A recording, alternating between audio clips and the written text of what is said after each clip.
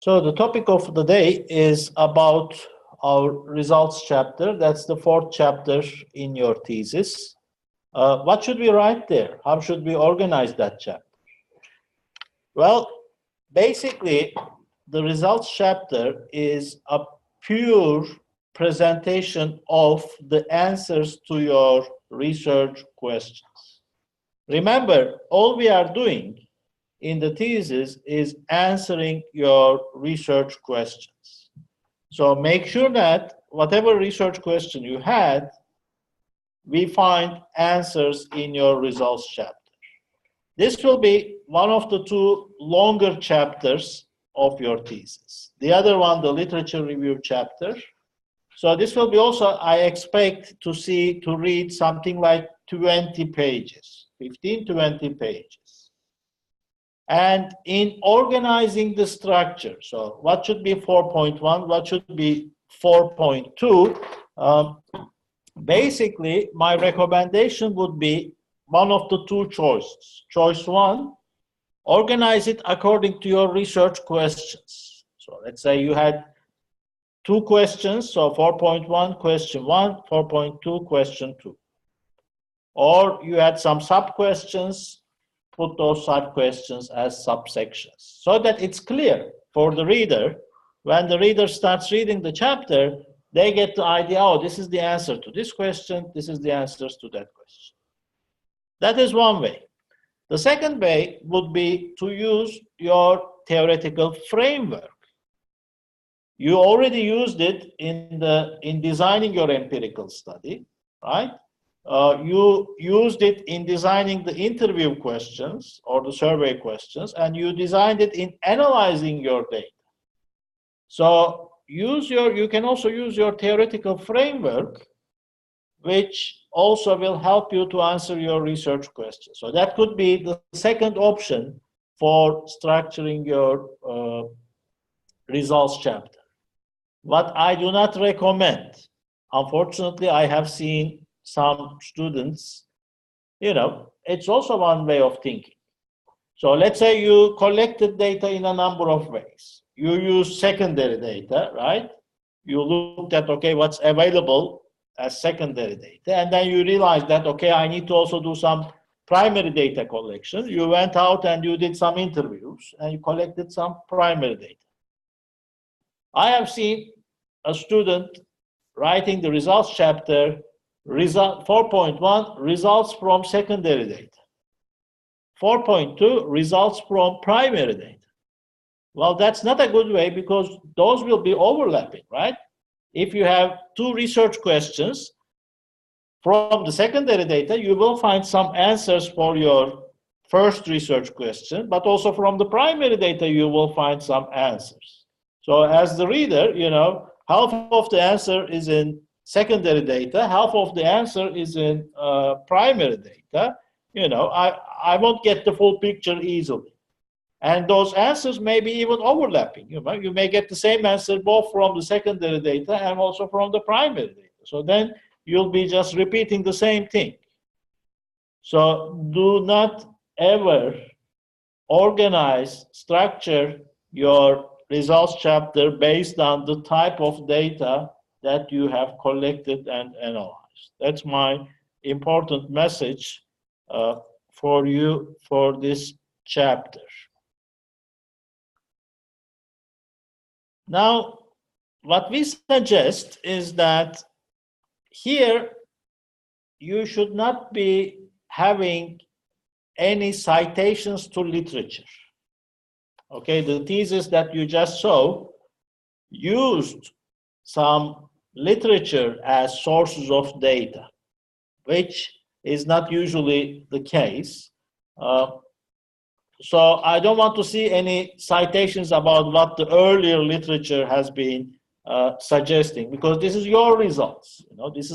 You are not going to share results from earlier literature. So now we are sharing the results from the practical world that you have found from your own empirical study. So in this chapter, as a reader, I shall not see any citations to literature, but of course, secondary data If you want to, present some results from your secondary data, you should cite those, right? So secondary data sources, they should be in your, as citations in your results chapter, but not any literatures, okay? Now, we also recommend that as this is a long chapter, imagine 20 pages of text. You get bored, right, as a reader.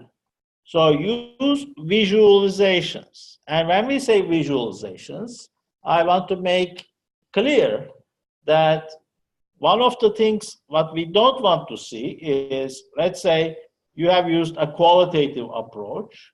This was also one of the very recently submitted theses. One of the challenges why the thesis grade was not very high. So if you have done a qualitative research, don't make any visualizations about numbers. So for example, that thesis found out that, okay, what are the important factors? Factor 1, factor 2, factor 3, factor 4. Okay, they found 4 factors. So there were some graphs, figures, or tables suggesting, okay, out of the, let's say, 10 interviews the student made, how many of them suggested that factor 1 was important? How many of them suggested that factor 2 was important? How many suggested? So here, we are not interested in qualitative research, in how many people said that this factor was important. Rather, we are interested in figures and tables that give us deep insights. So don't make any numerical analysis kinds of tables or figures in your results chapter just for the sake of adding some figures and tables. So when I say, okay, make use of visual aids, it doesn't mean that you put a lot of figures into that. Put the figures and tables when and only if they make meaning. And meaning means giving us deep insights. We will see examples of that when we analyze one of the theses. You can also include some direct quotations from some of your interviewees.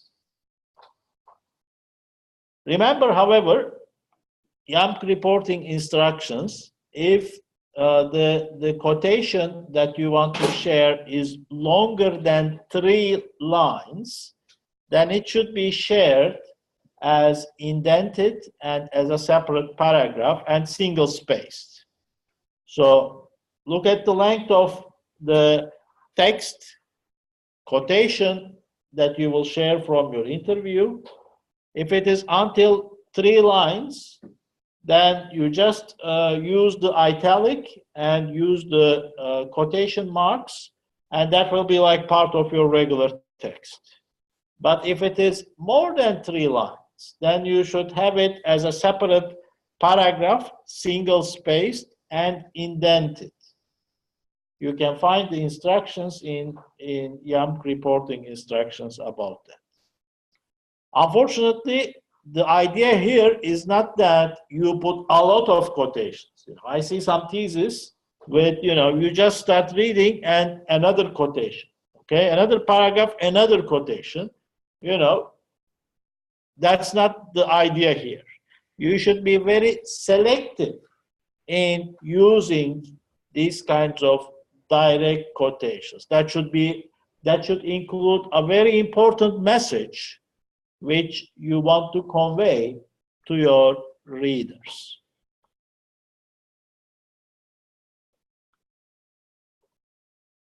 Also important to remember is that here you only present the results that come out of your data analysis. Don't include any opinions.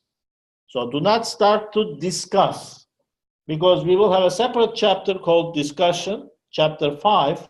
That is where we will see in more detail next week. That is where you will discuss, okay, I found these as my results. So what? You know, that is where you will start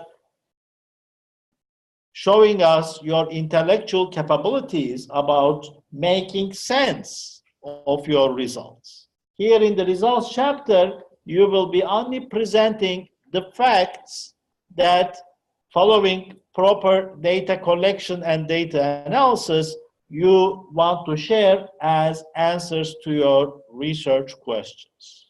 So don't go into any discussions, just answer the questions based on the facts, based on the analysis you made from your collected data.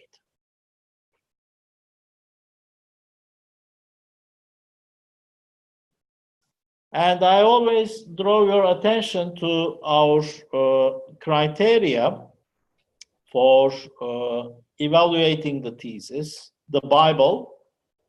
Have that always in, somewhere close to you. And here are the three subsections, sub-criteria that perhaps we would be assessing based on your results chapter. So a presentation of the results, excellent 5. They are presented illustratively. So if it is full text without any illustration, try to think about meaningful illustrations. If it's full text without any illustration, you don't get 5 for sure. But if it is full of illustrations that are, that could be shortened, that are not needed, then you won't get 5 either. So having illustrations just for the sake of having them, that will not give you better grades. Diversity and with justifications and considered critically. So always, in almost every criteria, being critical is the key to get the grade of 5. Achievement of the objectives. So have you, the objectives have been achieved extremely well. So that means that you have answered the questions. So as a reader, I look at, are the questions answered? So I will look at, in Erica's thesis, has she answered the second question? That is the objective. And of course, if you are doing your thesis for a certain commissioner company, like for example, Sridhar is probably doing it for his company, right? So one of the evaluations that we will receive when he is submitting his thesis is the company evaluation. A manager or somebody who is close to what Sridhar is doing, probably his manager at the workplace, will also make an assessment of his thesis. So he will or she will read the thesis, and using our criteria, she will make the assessment. And in this criteria, we will see, okay, how satisfied is the employer from the results. So in writing, maybe the objectives are achieved well, but has Sridhar, presented the results to the company? Have they, what have they thought about it? So we are going to check that when we are assessing this criteria. And finally, project management. That's something between you and your supervisor. So how active have you been during the whole process? Have you been a miserable student, not knowing what to do, and always knocking on the door of your supervisor? So the supervisor will be the best person. There are two kinds of bad cases. The one is that you don't contact the supervisor at all, and then one day you knock on the door and say, "Here is my thesis." That's a very bad process management, project management. Why? Because, from your perspective, if there are some big mistakes, at the very end, when you have your full thesis, even if your supervisor tells you that, oh, these are, not correct, you don't have the time, or it will cost you a lot. If you really want to improve those mistakes, it will cost you a lot in terms of time to correct them. So I suggest that you are, during the process, collaborating with your supervisor on a regular basis.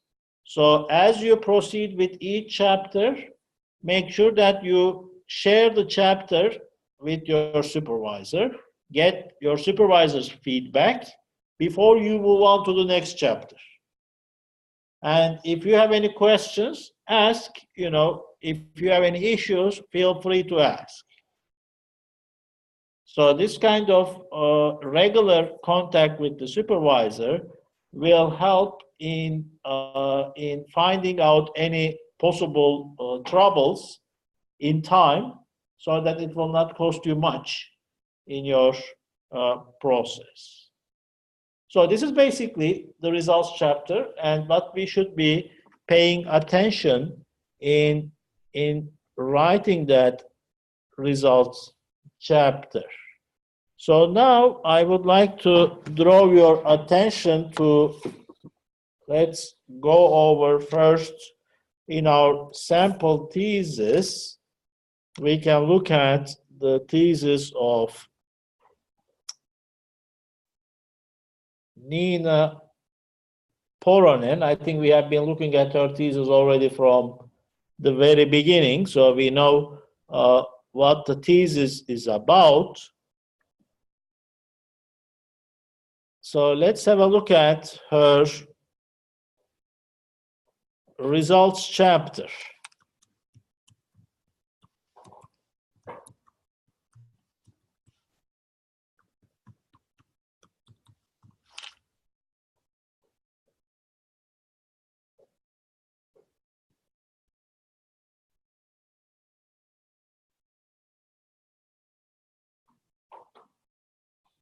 So here in the sample thesis, we have Nina Poronen's thesis.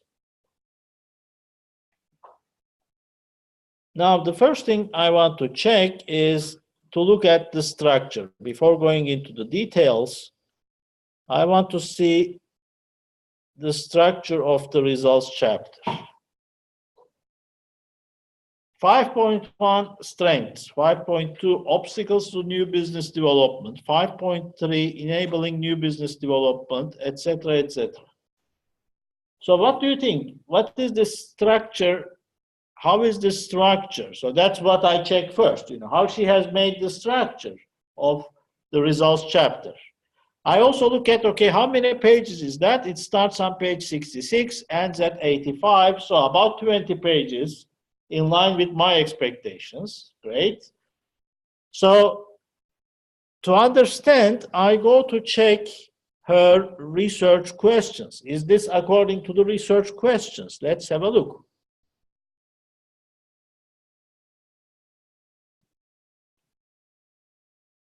So this is the research questions.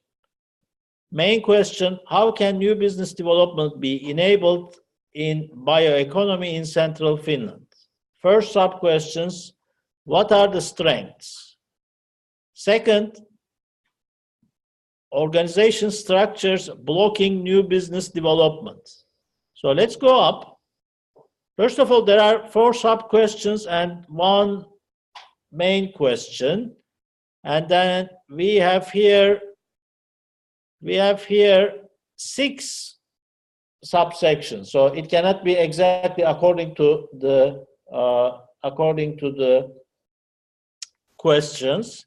So strengths, that was the first sub question, right? What are the strengths? And obstacles, that was the second one. So it has started in line with the research questions. So obstacles and strength. So let's look at the third and fourth one. Enabling new business development, regional collaboration. So let's go back to the questions.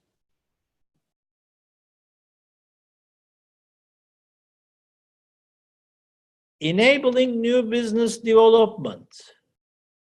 That looks like the main research question. New business development enabling. I see some kind of this logic or some kind of jump So first, 5.1, she answered first sub-question. 5.2, she answered second sub-question. 5.3 is about the main question. And then 5.4, regional collaboration, that looks like the fourth one. And also there is enable new business development in the fourth one. But I think the focus is on collaboration, so this is like the fourth question. So here is only one question left, that is international business. Let's go back to the structure. Fifth one, that's enabling international business development. Oh my God, where is this sixth one coming from? Bridging innovation gaps. Well, that's coming from the theoretical framework. She is using the gap model, right? But what we see here is that she has used both the research questions and the theoretical framework at the same time, right? Well, a bit of, just without looking at what text she has written, it could be maybe presented in a better way. Right? That's the first impression I have without reading anything about the results chapter. Let's go and check when we read the results chapter what further analysis we can do. So results chapter starts on page 66.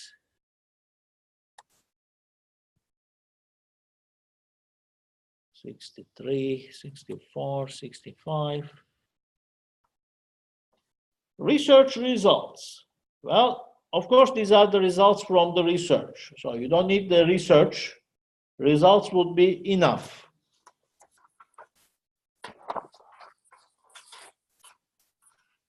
So she starts telling us what are the strengths, okay, and she has found out that these are the strengths, and then she is explaining one by one about those strengths. Okay, so she is telling us in detail about each of these strengths. So far, we don't have any visual aid, right? So far, all text, 5.1. Then we go to 5.2, obstacles. Again, we have a list of obstacles there, and she is providing in text about each of those, information about each of those obstacles. Ah, here comes a visual aid.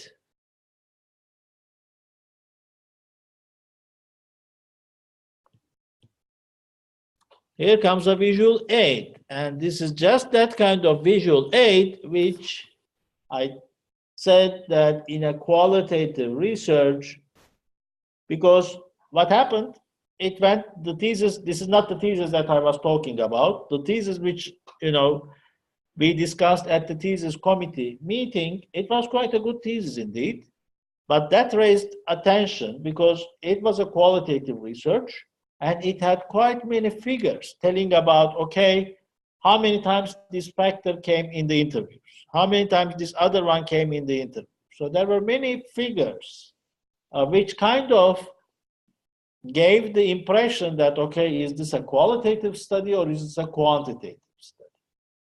So here we see that the innovation gaps, there are these 7 gaps, and she has made a table there telling us how many times among 14 interviews she has made, they appeared. Now, what's the purpose of doing this? It doesn't mean that the capital gap and the research gap, which has come out in 13 of the 14 interviews, they are more important than the global market gap, which has come out 9 times.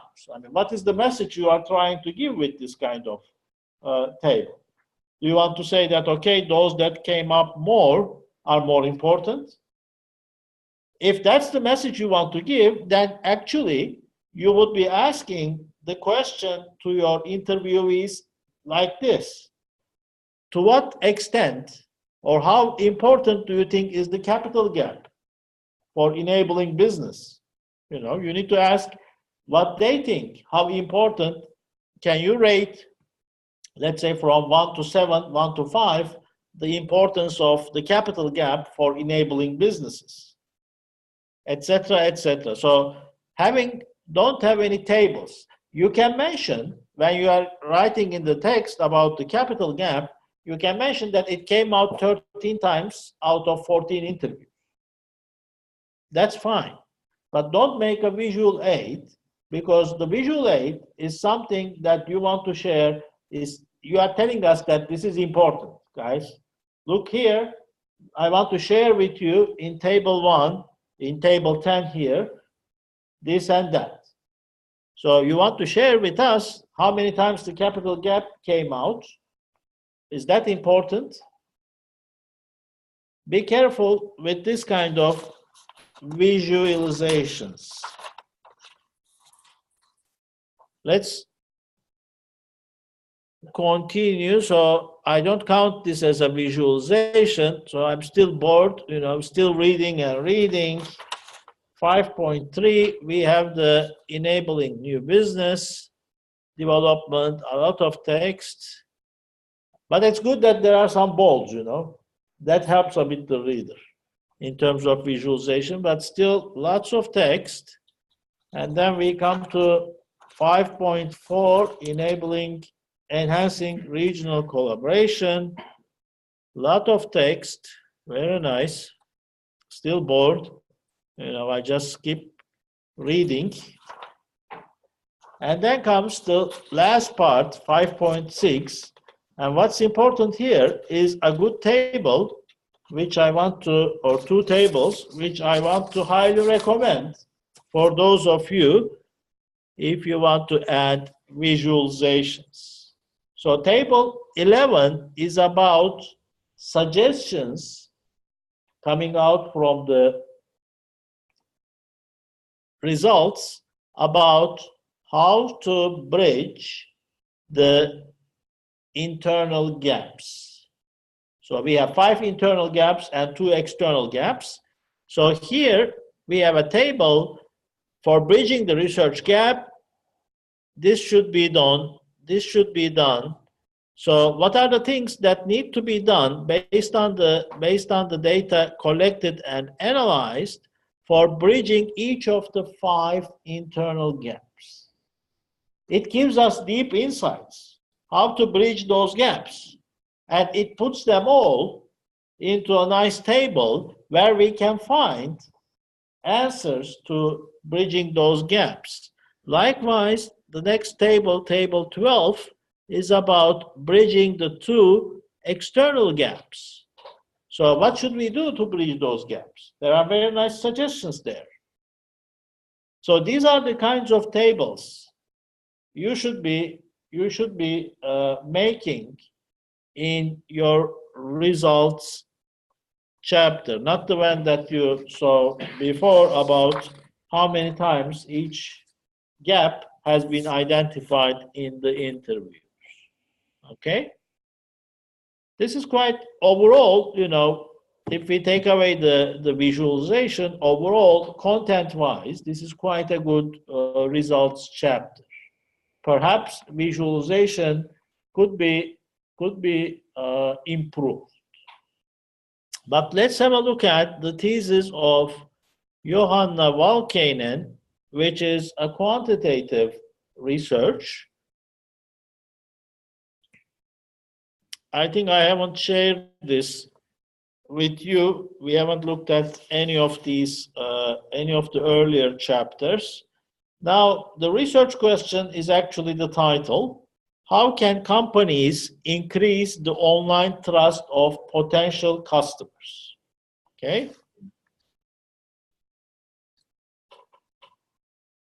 Now, let's go straight to the results chapter.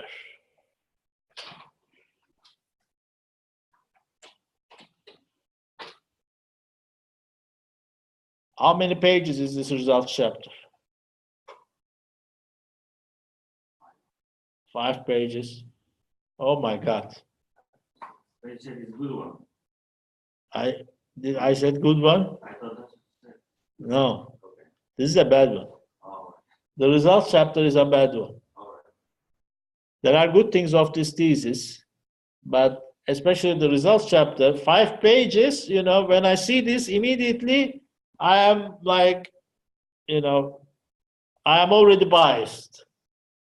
If you have a results chapter, 5 pages, I'm already, thinking, I cannot think that, for the criteria results to the results chapter, that I will give 5 or 4, even 3. For 5 pages, if you get a 2 from that, be happy. But since you have given them also so clear background, why they follow or Good question. You give the, sorry? or as a supervisor given, her. Her, yes. And you know what? I was the supervisor for this thesis. So that is the thing, you give the guidelines, but doesn't mean that you do the thesis for the student. No, but when he submitted this results chapter to you, then you might have told him like, okay. Right. So if you think about, there may be different reasons. If you think about this student's case, she needed to graduate. She needed to graduate. She was in hurry.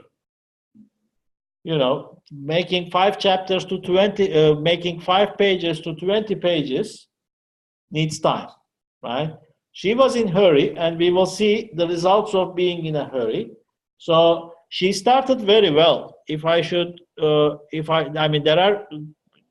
wasn't a bad thesis, but first of all, if you look at, for example, the literature review chapter, starting page 11 until page 36, 25 pages of literature review. So the literature review was quite good. And she had a good theoretical framework, conceptual model of trust in the online environment. She found a very good theoretical framework, which she also used in her survey. So there are good things also about this. But then when it came towards the end, there was need for hurry for financial reasons. So she, just wanted to graduate. And of course, the choice is the students, not everybody aims for 5. So,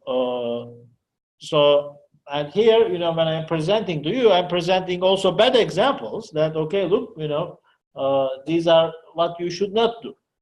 So sometimes good examples, like the earlier thesis, but sometimes bad examples. And if you look at the structure of the results chapter, okay, internet purchase frequency linear regression findings, internet banking frequency linear regression findings. So these are almost,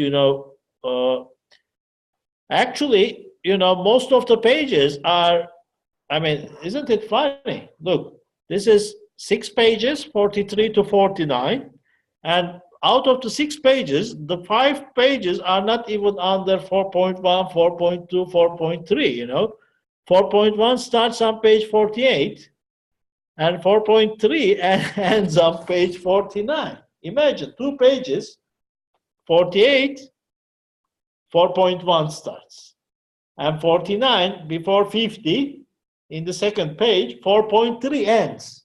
You have, remember, I told you that be careful opening subsections. Don't open a subsection for 1 paragraph.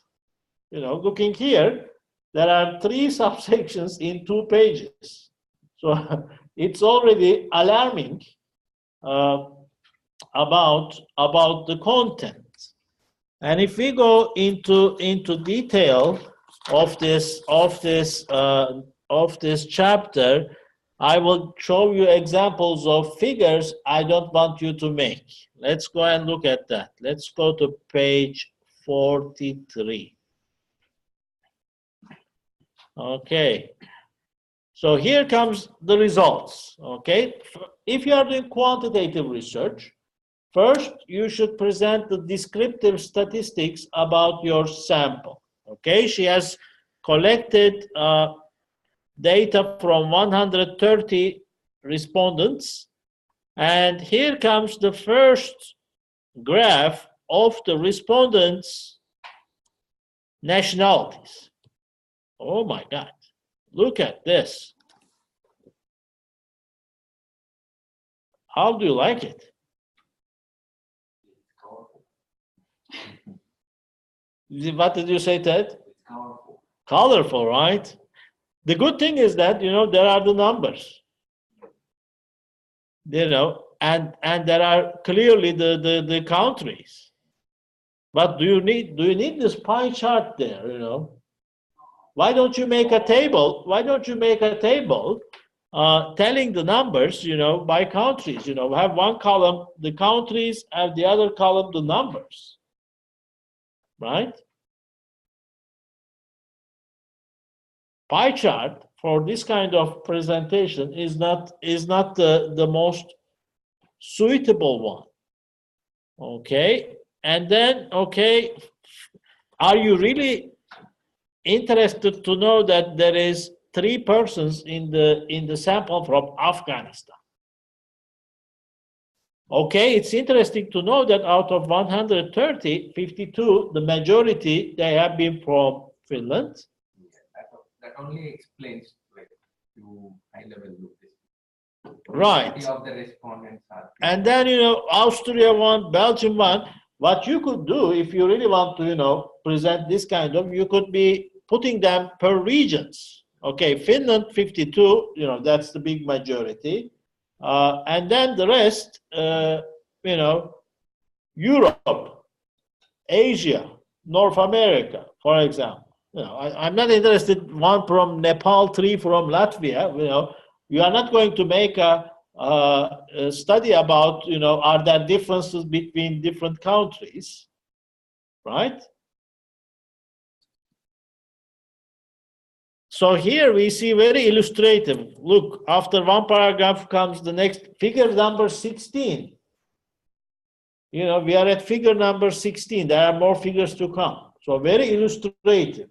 But, making lots of figures also raises the question about, is this student kind of using space to make a big thesis? And figure number 16 is about the age distribution of the sample. So here again,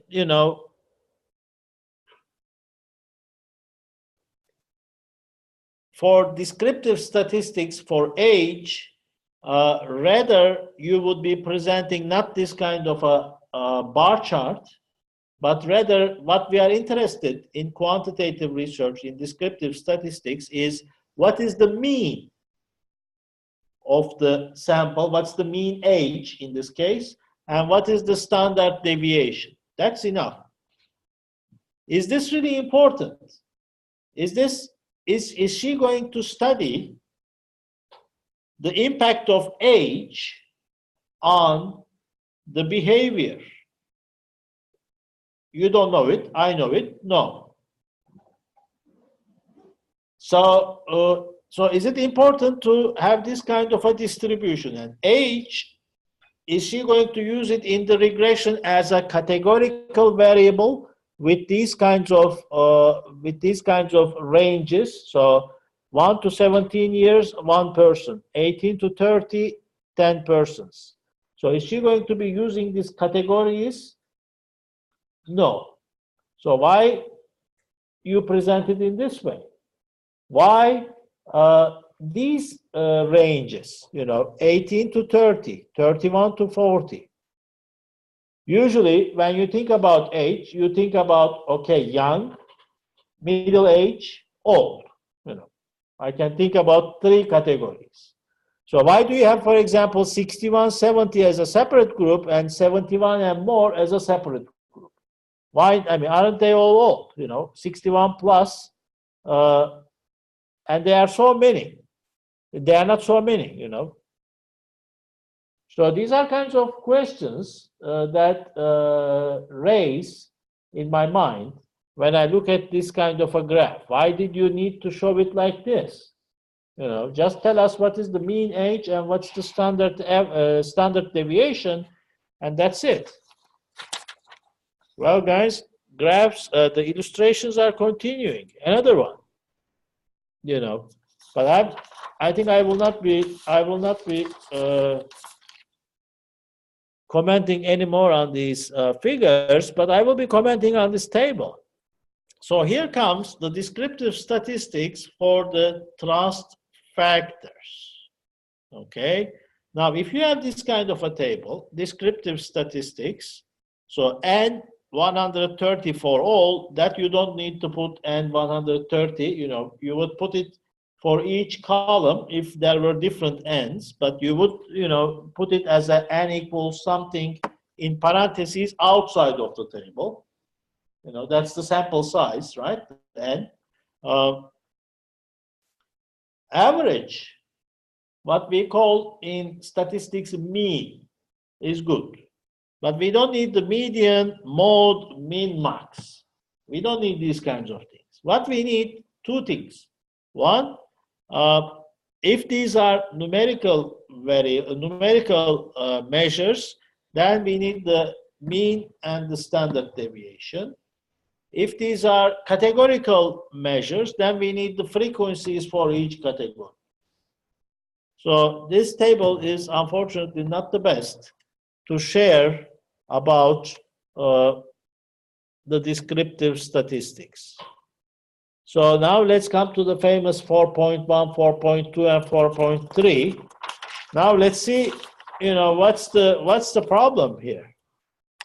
4.1, linear regression findings regarding internet purchase frequency, and she finds out that there are 2 factors that are important from her regression analysis. She finds out that 2 factors, C3 and Z2, and we understand that C3 is the Finnish nationals, and Z2, that is the vendor's perceived trustworthiness. So those are the 2 variables that affect the internet purchase frequency. Good. And then we go to 4.2 for internet banking frequency. She finds that the important factors are C1, C2, and Z8. Okay? So she found 2 factors for internet purchase frequency and 3 factors for internet banking frequency. And then we come to 4.3. And look what she says in 4.3. For internet purchase habits, 4 independent variables out of 11 were significant.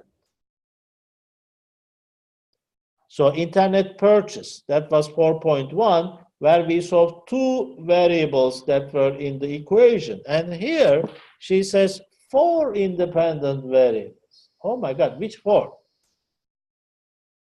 You presented 2 in the 4.1, right? Let's go and check. You look here, there are only 2 variables. And 4.3, you are saying 4 variables. And what is worse is for internet banking, saying that 8 out of 11 were significant. 8. And let's go to internet banking, that's 4.3, 4.2. What we see, there are 3 variables. So it's a mess. This results chapter is a mess. Don't do that mess. Okay? Ted, Are you still going to do a quantitative research? I will. Good. So don't do the mess. Be careful. Okay, don't hurry to finish. Yeah, no, that's it. Okay, great. So it's 10:40. That's what I wanted to share about a good and a bad example of the results chapter, and that's all. If any questions, I'm happy to answer. But could you give like more like descriptive of what we have put as a context? If you have this, for example, if the question is what are the challenges in customer satisfaction for customer, then you will get like 6 or 7 challenges, and then you will explain about that. But that cannot be like 20 pages. So your question is, what are the challenges? What are the challenges? That's your only question? Is that your only question? No, I have some questions asked. Well, also those need to be answered. The main idea is if you state you have 2, whatever, stick to 2. If you have 4 questions, make sure you answer 4 questions. I No, mean, but that's what we making 20 pages is difficult out of have. 2 or 3 questions. That's my. Well, make sure that you answer all the questions. Qualitative research requires depth. So when I look at your results, if I don't see, what are the challenges? Okay, the answer is you put 3 bullets, challenge 1, challenge 2, challenge 3. That's my answer. Great. That's not qualitative. That's not what I am asking in qualitative research. You need to, especially if your question is what are the challenges. Another question should be what are the solutions to those challenges? How do you overcome those challenges? That is also expected. It's not enough that you present what are the challenges in your thesis. You need to also present how do you overcome those challenges. So there needs to be for each challenge a number of solutions, and I would say, 20 is a number. It can be 18, it can be 16, but I don't think it should be anything less than 10. Meaning that, of course you can say, okay, challenges are 3 bullets and the solutions for each are 2 bullets for each. In 1 page you have everything. That's not the you need to present in detail about those challenges and the solutions. So let's have our 15-minute break and let's be back at 11 o'clock.